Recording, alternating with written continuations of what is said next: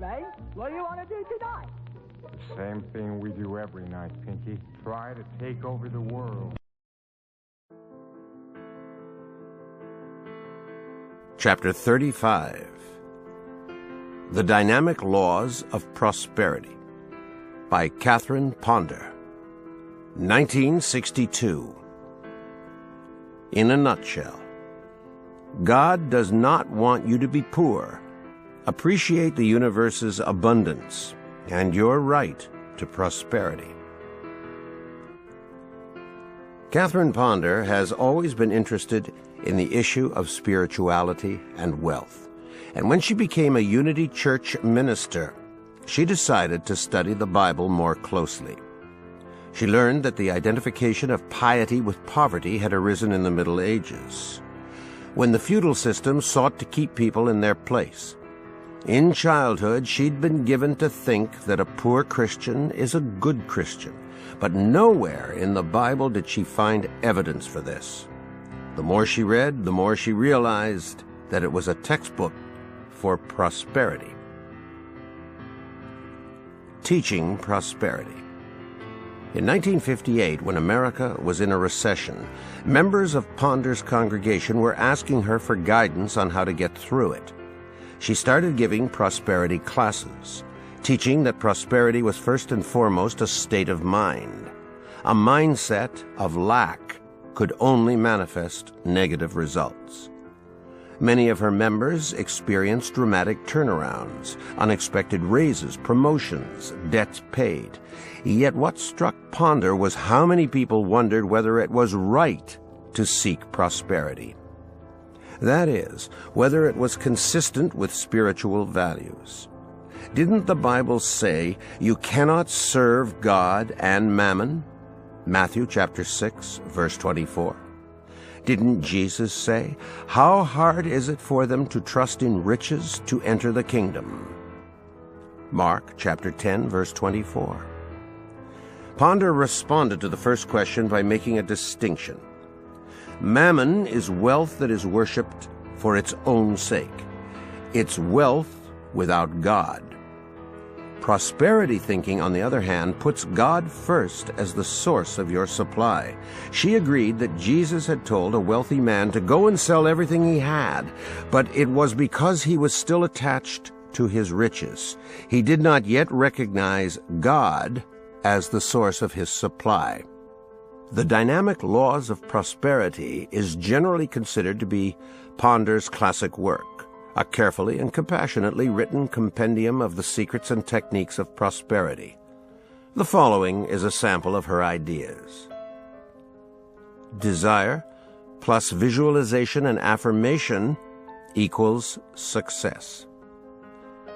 The brain works in terms of mental images, Ponder writes, and whatever images it has are likely to become reality. You can therefore literally see your way to success. When you create prosperous images from scratch, don't be reasonable. Think big. Project thoughts of increase onto others, and you will find that they do prosper in health and monetary terms. Send positive thoughts to those with whom you're in conflict, and watch them soften their stance. That this could work may at first seem incredible, but is simply an extension of the speaking well of others that you were taught to do as a child.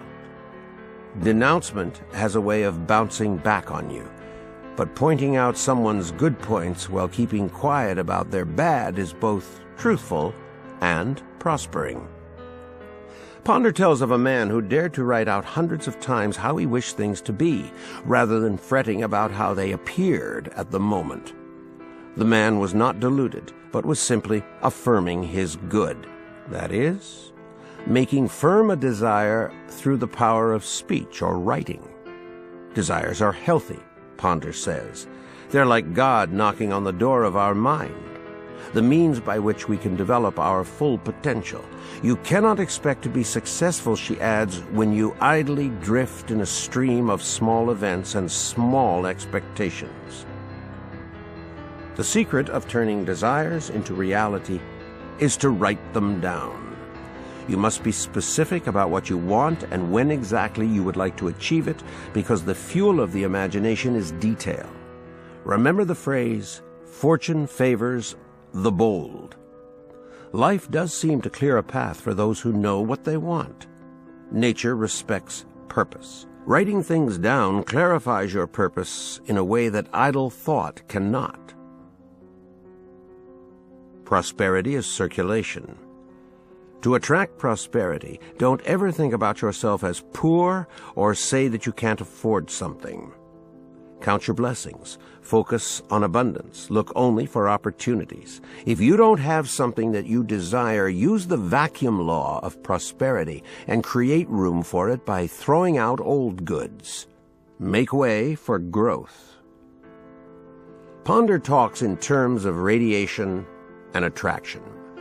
That is, the thoughts that you give out coming back to you in some form. You engage in radiation and attraction all the time, but because you're not properly aware of it, you don't see the error in radiating thoughts of negativity and lack. A person trained in prosperity thinking will be very careful only to think thoughts of prosperity, knowing that nothing but these can attract success back to them. Appreciate the prosperity principle that you've got to give to get. You should expect the very best in life, but you must give full measure for the good you wish to receive in advance. Emerson's famous essay, Compensation, highlighted this basic law of prosperity.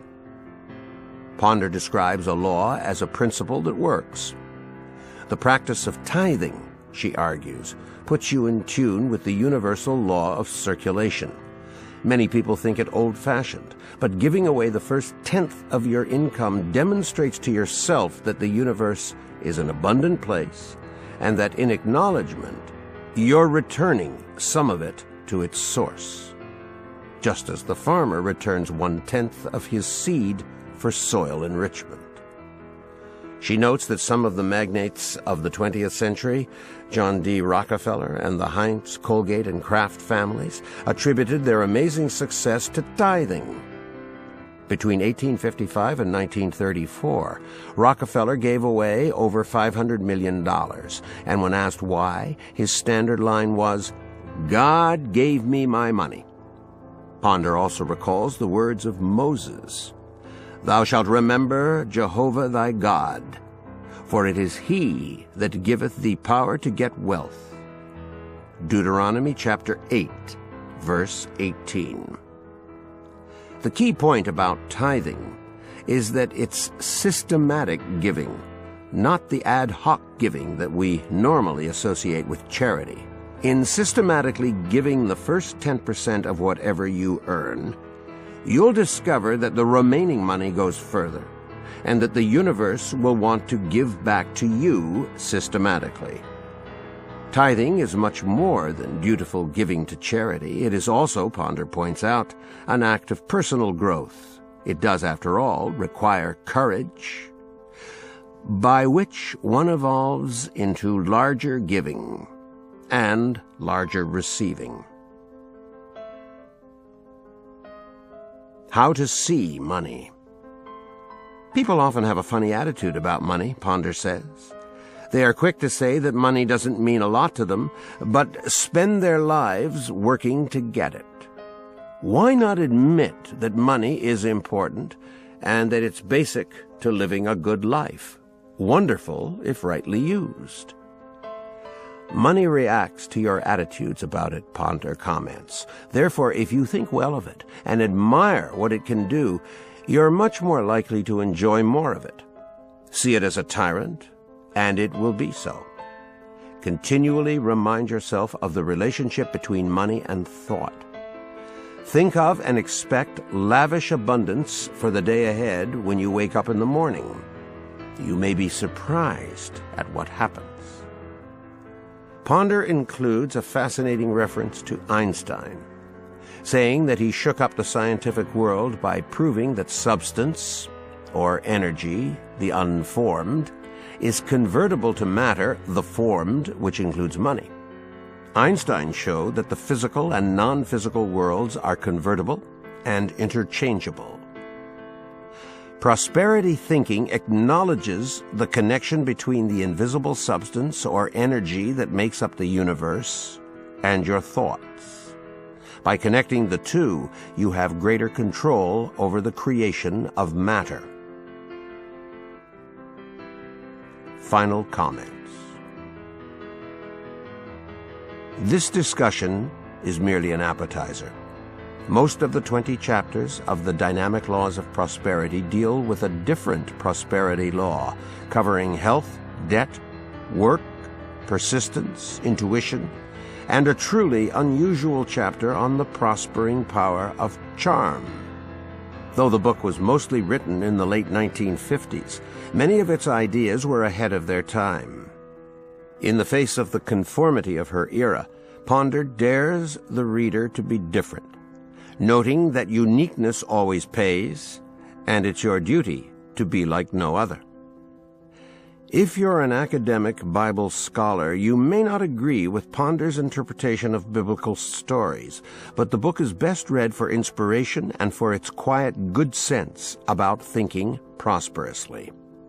The Dynamic Laws of Prosperity may be one of the more unusual success classics, but could be the most valuable to you if you're willing to have an open mind.